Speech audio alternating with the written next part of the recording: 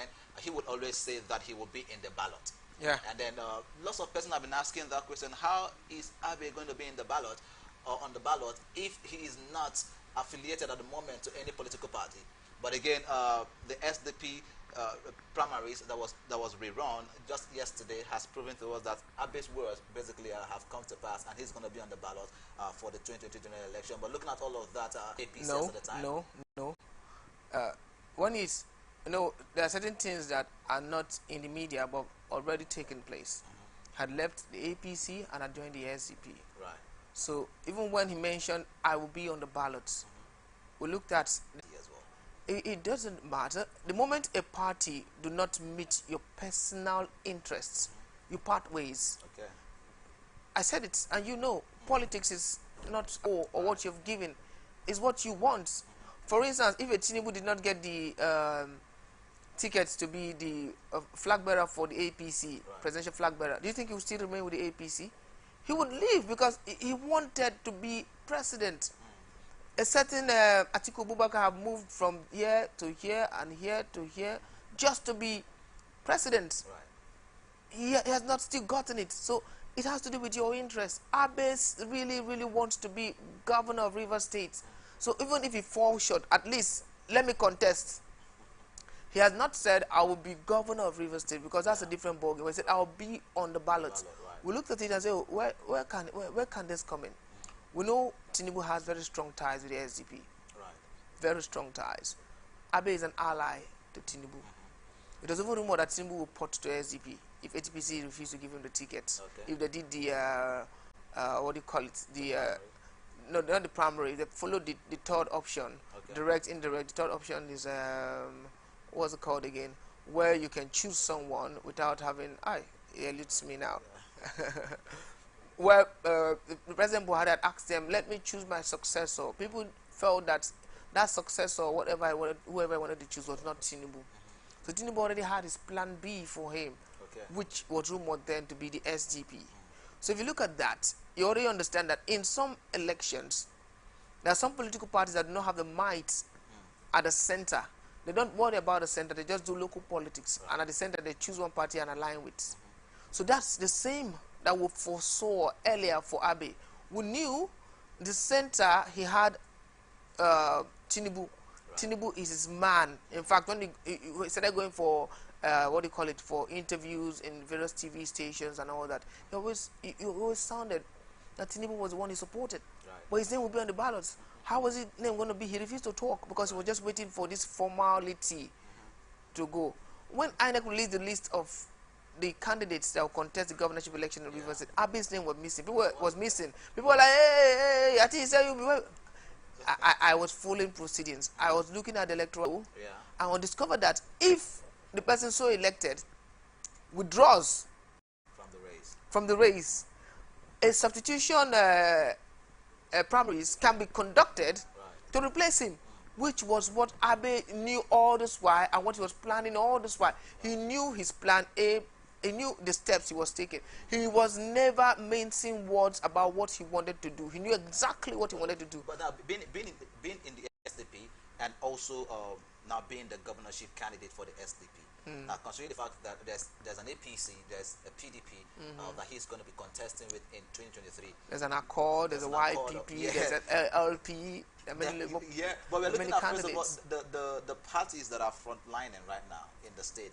And then we have the PDP, of course, as the ruling party here in Rivers State. Yeah, the APC is still there with Etonyeku. Now, in as much as it's also been is visible that there's also some challenges with the APC because they've been charged to court. Yeah, and all that. But again, do you think an SDP or an Abe in the SDP could actually be a match for the PDP and the APC in the 2023 governorship election? In Ekiti State, SDP came second to APC. Right. During the election, the governorship election, it became a distant third.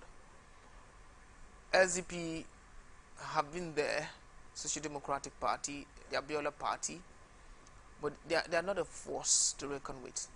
But with the new electoral law, it's beyond the party. Okay. It has to do with the person. So what you'll be asking is, Abe, as a person, does he have enough supporters whether sympathetic supporters, whether die-hard supporters that can vote for him and make him governor? That's a question we should be asking. And if that question is posed to me, my answer will still be no. Okay. Because look at PDP for the state, for instance.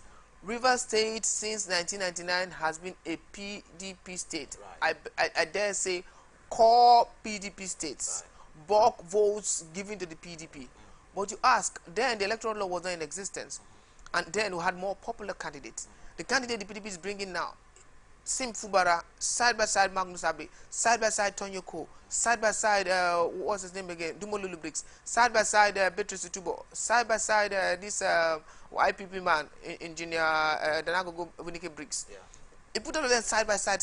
Can you say on his own he has what it takes to defeat these candidates? The answer is two-faced. Okay. Is yes, it's no. All right. As a person on his own, he has more pedigree than Sim Fubara. Okay. No doubt about that. As a person on his own, he has more pedigree than Tonyo Cole. As a person on his own, owing to the politics he has played, he has more pedigree than Lulu Briggs. But the question is that, even if you have more pedigree in the political space, do you have the people that will support this your so-called pedigree? That's the question. Remember, he is on his own in River State. He's believing that his face, because I'm from Ogoni people have feel that, hey, we have been cheated. We have not been vice president. We have not been secretary to, is it secretary of state government? We have not been vice president. We have not been speaker. That have been secretary of state government. We have not been speaker. We have not been deputy speaker in the state. We have not been as a vice president. Deputy governor, Yeah. governor, speaker, and deputy speaker. We have not held all these top positions in the state. We have been marginalized. So okay, the Ogonis would most likely vote for their own. But is there a possibility for that now? Are all of the Ogoni people in oneness We'll when it comes to... we'll still come into that. The Ogoni people, we have them in the PDP. We have them in other political parties. Remember, I told you that it has to be with what am I to gain? Yeah. If Abe wins, aside from the fact that he's an Ogoni man, and an Ogoni man will be governor, as an Ogoni man, for instance, do I stand to gain anything politically? Yeah. Apart from maybe bragging rights. But if I am with a Sim Fubara and I'm very close to the corridors of power, and I'm very likely to be appointed in one office or the other, will I support an Abe against a Sim Fubara? The answer is no, because I'm looking for my interests. Where is Abe expecting his supporters from? Of course, a lot of his supporters have moved in their droves long ago, not now, to the SDP. Right. Long ago. In fact, his aide on his media aide, what's his name again? I think Samson. Not Parry Benson. The other one, Samson Dumezo, right? He had they've all come out and they are saying, yes, it's a good thing for Ogoni people. Rivers people will smile. What does that tell you? We've already cross-carpeted long ago with our boss. We're just waiting for him to make his announcement so that we can tell you where we belong. Let's look at personality very quickly. We've had conversations and we've seen that some analysts that have been on the show have come to say that Nigeria now will be playing politics no longer centered on party, religion, or ethnicity, but based on personality. Now, so let's, just like you mentioned, let's match some of the personalities that we have for the Rivers State governorship election. The Sim Fubara, the Lulu Briggs, the Magnus Abe. Let's let the Beatrice Utubo. Let's match their personalities together. Now, if we're going to vote for the Rivers State governorship election, who amongst all of these aspirants or candidates rather do you think has the personality or what it takes to actually rule Rivers State and bring out the best of the state? Beyond personality, some elder statesmen did say that since the first election in Nigeria, the people contesting for positions have been contesting with the same slogan. We provide electricity, we provide good roads, we improve the economy, the same slogan. So it means nothing has changed. So we're going to be listening to not the personality per se, because I get them before, no be property.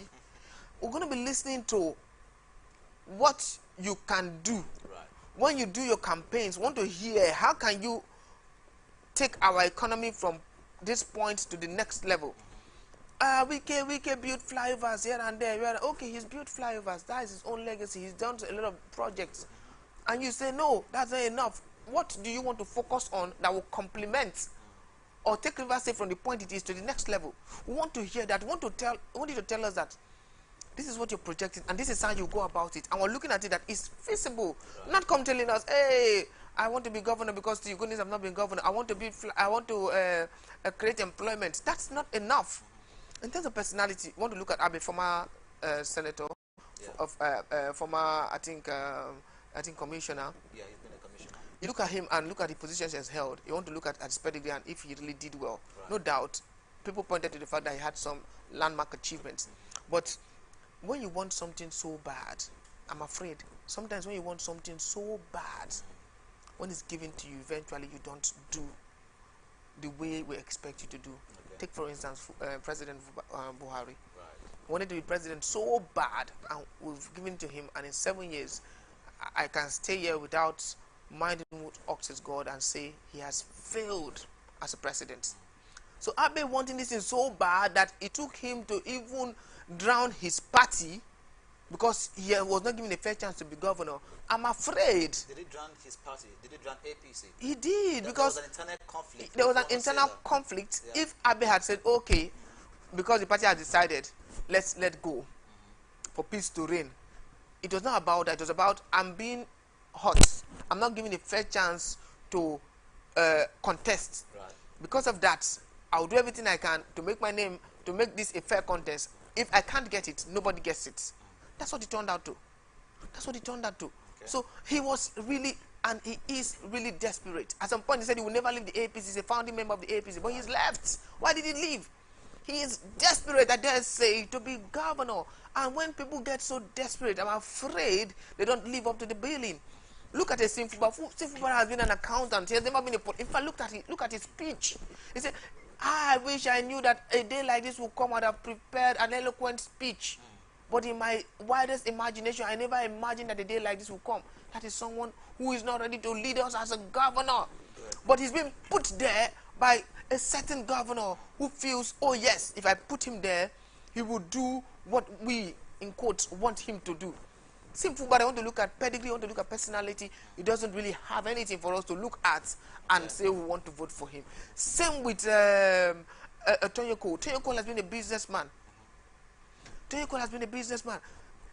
He has done businesses. He has not been in the political space. So what really does he have that we could say, hey, you've done well in this aspect. Let's build on this. Nothing. Perhaps some persons might want to look at his business acumen and then running business might be different from running government. The recent commissioner of education, I spoke with him the last time, Professor Prince Umam, and he said, the way a civil service runs is a different ball game than when he was in his educational service. As dean of faculty, he could set a motion. I want this thing done. Write this thing and return it to me in a few days, and it's done. But the civil service, they tell you, no, it has to go through this procedure, through that procedure, through that procedure. That's the way government runs. Right. Except you want to be what do you call it, an emperor, whereby as you say the word, it goes. Except you want to be that. But so of course, we are practicing democracy, so that I'm afraid, looking at the candidates, Rivers people will vote, not necessarily based on sentiment. Okay. Rivers people will vote based on their alignment to the political party. Rivers people will vote based on their alignment with their ethnicity. Rivers people will vote based on an alignment of interests. Right. Not necessarily because we're looking at these candidates and we want someone to deliver us. If we want that, most of us will be neutral because we're seeing these people coming out and we're looking at them. Sim, no.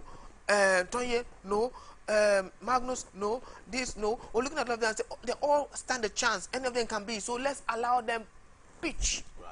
Let's allow them tell us what they want to do for us. If it comes to that, then we'll all hold our cards and say, no, we don't know who we're voting for yet. But if you ask people right now, they know who they want to vote for because of these things I have mentioned. Right. And because of that, I will sit here and I will tell you, if you want to vote along those lines, PDP, all the way.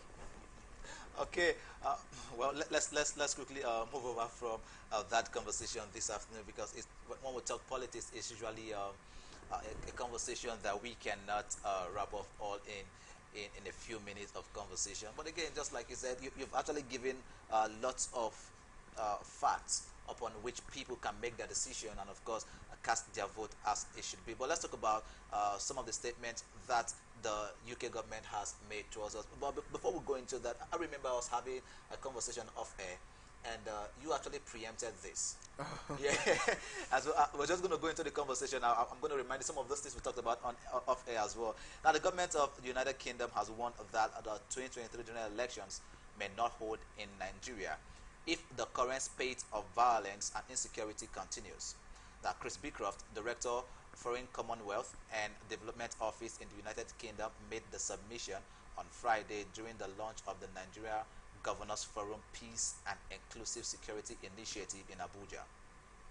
Beecroft identified active insurgency in the northeast, farmers herders conflicts which are extending across the country, resource conflicts in the Niger Delta, the tension in the southeast, and banditry in the northwest as some of the major challenges that we have in the country. Now, however, the UK government official said a solution is definitely possible, but requires all stakeholders to work together.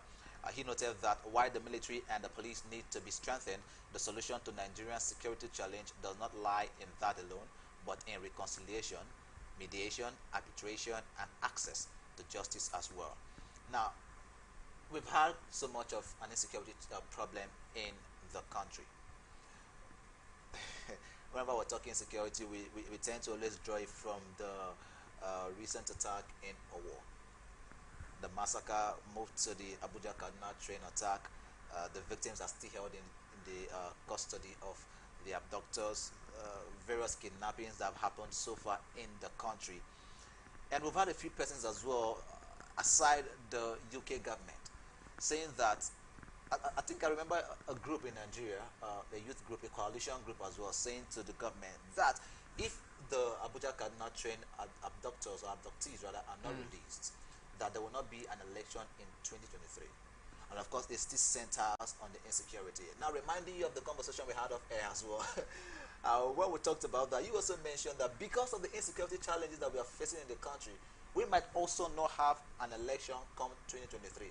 Is there a possibility that these insecurity issues can be curbed, can be tamed, can be stopped between that and the next few months that we've got in the year 2020 before we move to 2023 elections? In 2015, the elections were slated for February. Right. And they were shifted, I think, by 6 weeks or so, thereabout, by the Jonathan administration, and it cited insecurity. Right. And during that 6 weeks, he went all out, got some mercenaries from all the countries, and they helped and pushed back these insurgents and these terrorists and what you have to call them. And elections held in those very volatile areas like Borno State and the rest. That happened in 2015. That was because the government at that time saw the need to curb it, even if it was a bit late, even if they were a bit docile, or docile, not a bit, docile in handling some issues, and allowed it to escalate. When President Buhari came to power, some persons believe that he has the training of a general, so he will be able to combat these issues of insecurity. As a matter of fact, that was part of the promises that he made. Remember, exactly. there were the Chibok girls that were still in the custody of. And unfortunately, these girls are still in custody. They just released about 3 last time out, and a lot of them, almost all of them, are murders now for those terrorists. So, like you see, as it stands now, no one can sincerely say we're better off now than we were in 2015. Right. No one can sincerely say. If someone says that, that person might just be lying to himself or herself. Because as it stands now, the way these people are becoming more daring in their approach, we're thinking, what's the possibility of certain things happening? What are the signs that the next approach will yield results? We heard the other day that the terrorists that went after the presidential guards Yeah. have been killed. 30 of them. They had a figure. 30 of them. Okay. If you had told us a little bit of information of how you killed them, Right. or where you encountered them, and probably sampled their dead bodies, we may have believed or be forced to believe that story. But just come out and tell us 30 men. Why were you sure that these were the exact people that attacked the guards? Before the guards were attacked, Right. the presidential advance team was also attacked. Right. And they were not repelled by the advance team. Instead, the advance team ran Of course. and were grateful that they were able to Escape. minimize the damage the terrorists would have caused. Wow. The statement sounded like we're able to repel the attack, and it wasn't as grievous as it should have been Right. if we did not do what we had to do, which was run. Because you're not telling us that we went fire for fire with these terrorists and we made them retrieve. In retrieving, we killed a good number of them. A good number of them were injured. We seized some of their weapons. Nothing like that. In other words, the terrorists overpowered. They were ambushed. In fact, the ambushing sounded like we saw guns blazing at us from hideouts, and we couldn't really figure out what was happening. All we wanted to do was to take cover and minimize the impact of that attack. Every week we hear something very more grievous. The House of Representatives and the Senate in a group, let's call them the National Assembly, they both took decisions separately and said the president was going to be, an impeachment process will start after 6 weeks. And guess what they did after that decision? They went on break. And the break they are going on would expire when that ultimatum expires. Okay. Okay. So what are they saying to us? This is what my mind is telling me. Okay. I might be correct or not, but I'll say it nonetheless. It's Abuja don't hold to a beg. Stay one side. No, They should be afraid if in that sense. Remember the terrorists a few weeks back, last week actually, they released a video flogging that's Israel now. Those are the Abuja Kaduna train victims. They released a video where these guys were actually being flogged. Yes. And mercilessly, of course. And in that video, they also threatened that they were going to abduct the President of the Federal Republic of Nigeria, Governor Nasir El-Rufai, and other prominent citizens of our country, Nigeria. So there's already a threat hanging on the heads of the national leaders of the country. And so yes, if you preempt that break could be, you might not be far. I was trying to even be a little bit mild. Let me state it categorically. Okay. Some of them started going for sessions in e-hailing cab services. Wow. They refuse to use their cars, because when you see their cars, you know, hey, this is their car. The plate numbers are usually covered. If the ones that are not covered, you see their numbers, indicating that this is a member of House of Representatives or a member of the National Assembly, of the Senate. You see it clearly. So these people were easy targets. Some of them started disguising, going without aids and trying to meander to ensure that, hey, these people do not. So that ultimatum they're just playing into the gallery, because I dare say that the National Assembly do not have the balls to impeach Mr. President, despite the fact that the people trying to impeach are in the minority, despite the fact that some persons from the ruling party are in support. Despite that, they don't have the balls. In fact, it's a shame at what they did. Let me say it again. They know these laws more than we do. You know what it takes to impeach Mr. President. You know the steps you must take. Were those steps followed? No. They didn't follow the steps. They just came up and raised his hand, what's his name again? Raised the motion that Mr. President will be impeached. It sounded like a slap to the face of the Senate President. He said, you should have come to me. You know the procedure. You should have come to me. This request, this motion is falling flat on his face, because... Was that why he didn't let that... Yes, that was not the procedure. To impeach Mr. President has a procedure. He did not take the procedure. He just did it. Just did it. When Nigerians say with the ginger for this thing, he just did, because he knew it was not going to pass. There is a process to. In fact, by our laws, the president is not.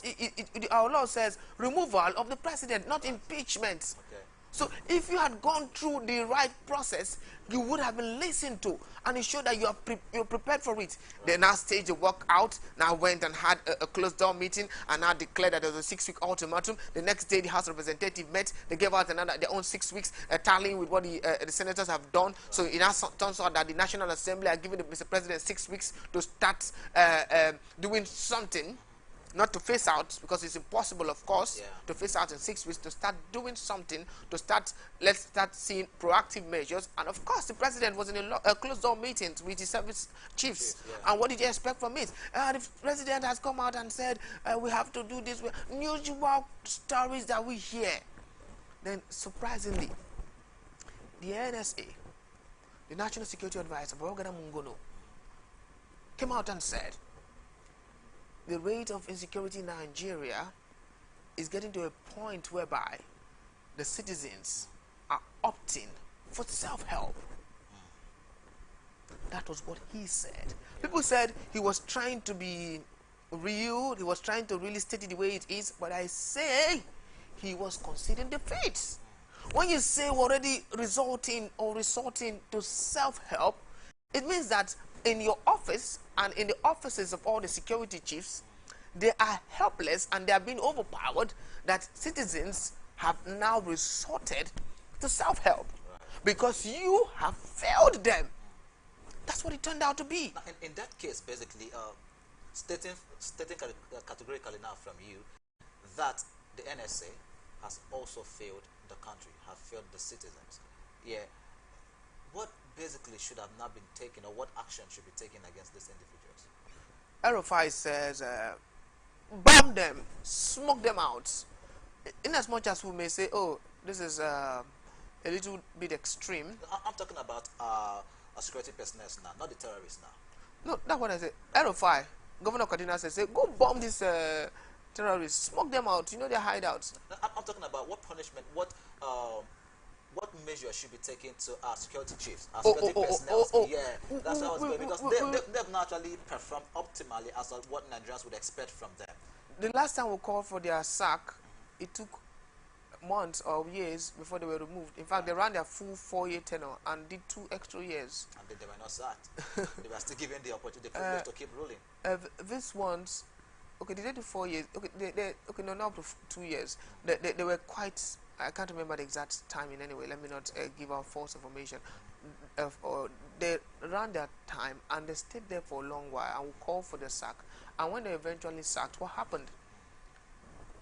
Almost all of them were given ambassadorial positions to go chill. When people were calling for indicting them and calling for them to face the tribunal, no. We saw the case of Tukomuma, which has not been even. They were let off the hook. Nothing has happened.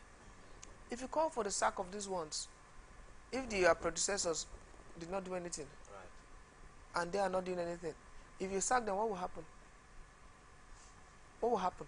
So we feel that probably we are left in the hands of the National Assembly if they can be more proactive in their demands. But it seems like they are not even listening to them. They call for a meeting with these ones and someone, they don't turn up. And they cried out to us, we'll talk about it, and it ends there. And they are coming out with an ultimatum. At the end of the ultimatum, we hear something like, okay, we'll see that the president is trying some use of some passive clauses and statements to make you understand that it has not even gotten any better. We're still hovering in circles, not big circles, tiny circles. We're just hovering around tiny circles. We're doing nothing. And these people are seeing that we're losing the fight. Maybe someone said it would be difficult for us to ask for foreign help, but it seems we're helpless and we must call for foreign help. Frankly, even the victims at the ISWAP, the Abuja Kaduna train attacks, when they spoke, they were basically asking for foreign help. Foreign help. Because they assume, or they saw clearly that the government of the country is not helping out the issue. Very correct. Some of the persons that were released after that video surfaced also cried out and said that the pity for those still in the captives I remember. of the terrorists. And so when someone who has felt the pain comes out and says the pity for them, you know some of the threats that these guys actually made. They said they were going to sell some of these guys off as slaves. They were going to kill some of them. Yeah. And it shows that this is what they have been doing. Yeah. If you come back to the UK's government statement, let me ask, in a town where everything is gone haywire, and insecurity in that town has reached its peak, would you, as an individual, think of going to vote in an election? If this continues, Abuja, where the seat of power is, Abuja has asked all federal government colleges to shut down. Abuja, where you have the Aso Rock, where the president resides, where we feel should be the safest place, they're chickening out already. So, if it continues, what do you expect? If this continues, what do you expect? Are we going to be talking about voting the best candidate? There's no candidate. It's life first. I was asking some persons, the Nigeria of our dream. What's the Nigeria of your dream? What is preventing it?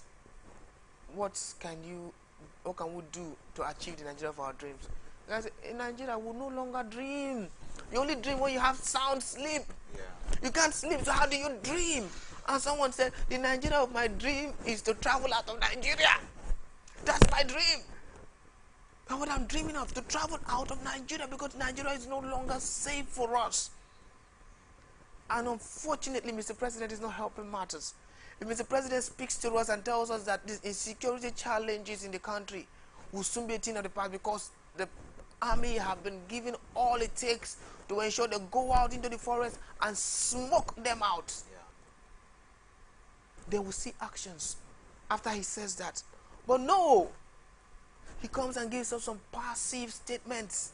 Statements that we're used to. Statements that if you sit in your house and hear that the president has spoken, you could guess a number of words that will be used in that statement because they have been a recurring decimal. They're always, in fact, it's just like the person who writes his speeches will just go back to a previous note and just come edit where he said this one and edit and throw it out to us again. Maybe, just maybe, because just maybe it's the same thing. Well, thinking about this right now, actually, it's scary, knowing that we could get to a point in 2023, and we're hoping that it doesn't happen. We're really hoping that, good measures should be taken. But it's scary when you think about it, that the insecurity system, or the insecurity measures that we now have in the country could preempt certain statements from both locals and foreign bodies saying that we might not have an election in 2023. It is scary. And therefore, before we move over to the next conversation, it's important we charge our government to be proactive and do the things that are needful. But first, let's go for a quick break. When we come back, we're going to talk about the National Youth Council of Nigeria laying blame on the governor of the Central Bank of Nigeria, Mr. Godwin Emefiele's poor economic management policy for the, they actually put that as a blame for the recent fall of the Naira, and that means Naira has been devaluating for quite some time. This is what we're going to be talking about when we come back from this break. Remember, you're watching ATS Recap.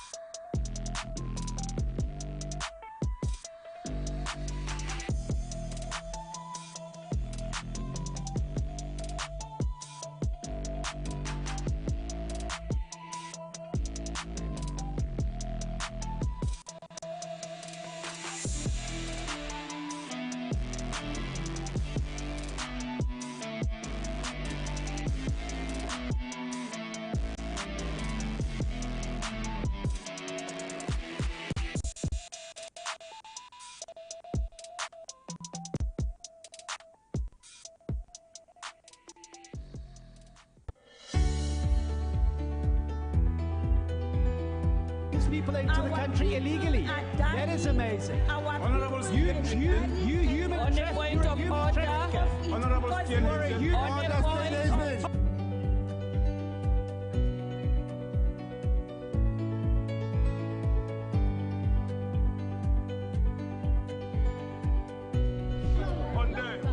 they are not picking our calls. They made up their minds. So no agreement with the EU, but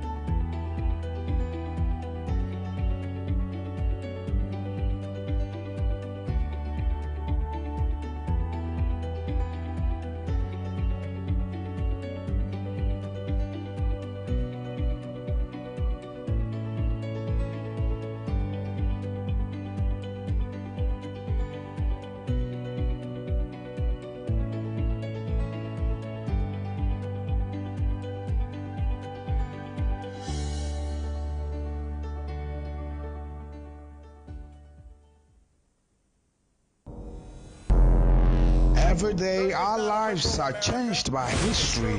We are one people.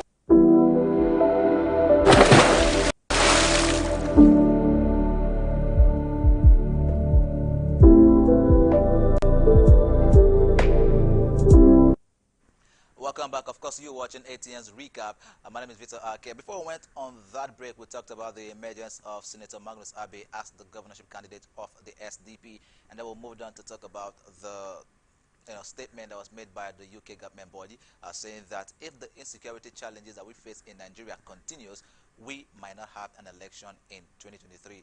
And this is where we're actually keeping our fingers crossed and hoping that our government is going to take proactive measures and ensure that the terrorists that are terrorizing our nation are going to be flushed out and they're going to be wiped out of our nation. Now let's move on to the last conversation this afternoon, and something that has affected all of us in various ways, which is the Naira devaluation.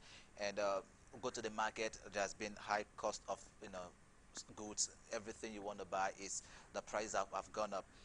I told a friend very recently that I told a friend very recently that my sister wanted to make a pot of soup, and on a good day we could do a token of 3,000 bucks and have good quality soup, well prepared and well made. But that day when she went to the market, she came back and said, Victor, I spent 5,000 naira in buying all of the things I just bought right now. And I said, 5,000 naira for a pot of soup.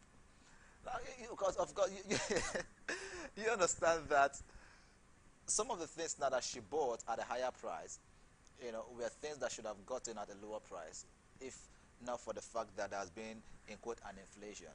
And we know that almost everything we use in the country is being imported. And so persons are going to say to you that the dollar has increased, dollar has risen. But if you look at it generally, dollar didn't rise, Naira is what basically is devaluating. But every time things like this happen, we always cap it on a dollar increase, on all that. And so we have the National Youth Council of Nigeria, who has blamed the governor of the Central Bank of Nigeria, Mr. Godwin Emefiele's poor economic management policies for the recent free fall of the Naira. Now, ATN reports that the Naira within the week depreciated to an all-time low of 730 Naira to a US dollar at the parallel market. Now, you remember that sometime last week, the House of Senate, the Senate basically invited Mr. Godwin Emefiele over Naira devaluation. And we were thinking basically that after that invitation, we are going to find out exactly what is the cause of all of these rise, in Naira, or what's the cause of the Naira what's the cause causing Naira to devaluate at the rate it is devaluating. When we started the year, Naira was about 4 something. It grew to 5 something, 500 and something Naira. It grew to 600 Naira, 630 Naira.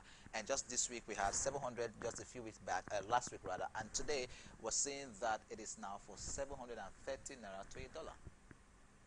And then, and every day Nigeria will ask a very funny question: which way, Nigeria? Basically, where are we going with all of this? If and there's been a projection that someday, very soon, we could have 1,000 Naira to a dollar. Very possible. I saw something that indicated that Nigeria had, in years past, a dollar To a Naira. not to a naira, to less than a naira. Wow. I saw that in 1960s, right? And someone went out to list the causes why we don't have it that good again. Why it has become just like you said, that we're importing most of the things we exported then. Yeah. Or not necessarily exported, but most of the things that we made here. Tires, motor tires were being Right. coupled here. Right. The body of cars were being coupled. What We were yeah. not doing the engine, but we were doing the coupling. And Right. we had companies doing all this. Right. We're exporting things like palm oil and in numbers.